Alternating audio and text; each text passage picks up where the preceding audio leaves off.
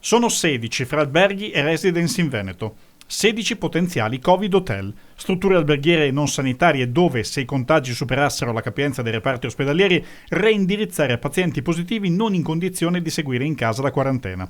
Un albergo e un residence sono al Lido di Jesolo, di proprietà di Matteo Rizzante, che attende ancora una conferma ufficiale dopo aver letto dell'investitura sui quotidiani. La disponibilità ad ospitare positivi è stata data già questa fine stagione, verso ottobre, ed eravamo in attesa di una risposta. Quindi abbiamo dato un'apertura all'ASL che necessitava di un aiuto ad ospitare degli operatori sanitari presso le nostre strutture. Successivamente è arrivato l'ok da parte della Regione, quindi trasformando di fatto il Progresso e il Lucciola in Covid Hospital. Ecco, a questo punto io comunque garantisco attraverso altre strutture e attraverso la CEI l'ospitalità a infermieri e dottori, da una parte con la Onlus, dall'altra dovrò capire, siamo in attesa della parte quindi burocratica con la Regione, che mi dicono essere poi attraverso la protezione civile, braccio operativo sul posto, capire come devo comportarmi con ospiti che comunque ho già in struttura e devo sapere se devo allontanarli, spostarli o comunque cosa devo fare.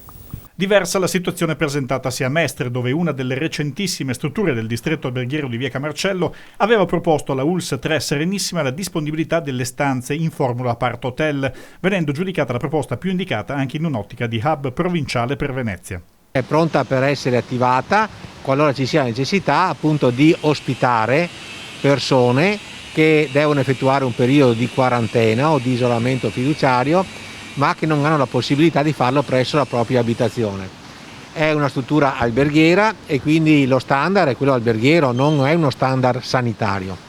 Chi paga la permanenza nell'hotel? Il pagamento è a carico della persona in questo caso. E anche qui un po' di chiarezza andrà fatta, perché sistemata la copertura dell'eventuale emergenza Covid, un po' tutti attendono sovvenzioni.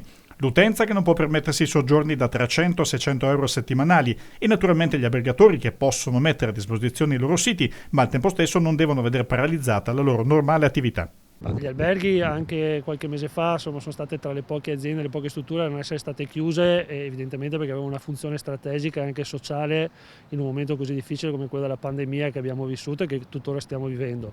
Il rapporto deve essere un rapporto di servizio nei confronti della collettività come si è cercato di fare in passato.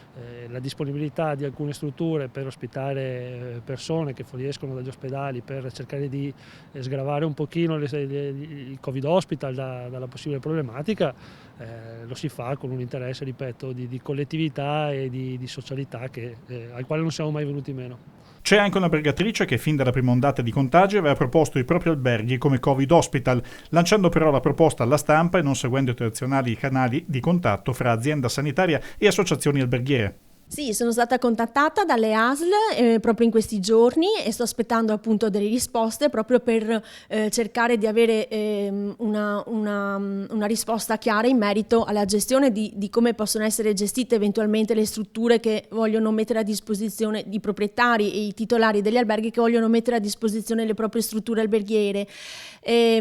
Ovviamente è necessario un protocollo sicuramente sicuro e per gli addetti ai lavori e per i pazienti stessi che vengono ospitate negli alberghi. Ci può essere la possibilità che qualcuno si proponga, no? Sicuramente, però ripeto, non sono strutture sanitarie. Noi individuiamo le strutture e naturalmente facciamo da ponte tra la persona che ha necessità, ripeto, di fare il proprio periodo di quarantena e appunto la struttura alberghiera.